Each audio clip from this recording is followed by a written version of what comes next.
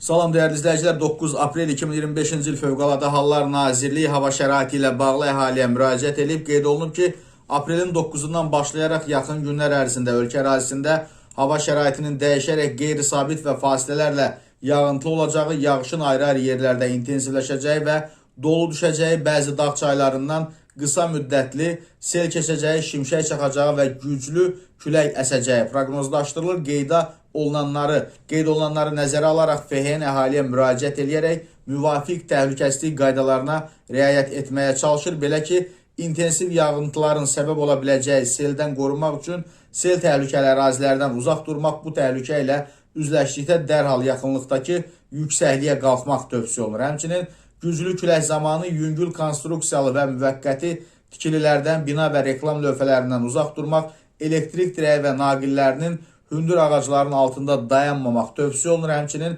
güclü küləyin baş verən yanğınların söndürülməsi ilə əlaqədar yaratdığı çətinlikləri nəzərə alaraq küləkli hava şəraitində yanğın təhlükəsizliyi qaydalarına xüsusilə ciddi riayət edilməlidir. Eyni zamanda ildırımla bağlı təhlükələrdən qorunmaq üçün elektrik cihazlarını şəbəkədən ayırmaq, telefonla, sabit şəbəkə, mobil telefon, taksafon və s. bunlarla danışmamaq, açıq havada olarkən elektrik xətti, ildırım ötürücüsü, navalça və antenaya yaxınlaşmamaq, hündür ağacların altında daldalanmamaq və bu məqsədlər nisbətən çökək yer seçmək, avtomobildə olduqda isə hərəkəti dayandıraraq şüşələri qaldırıb ildırımın bitməsini gözləmək lazımdır.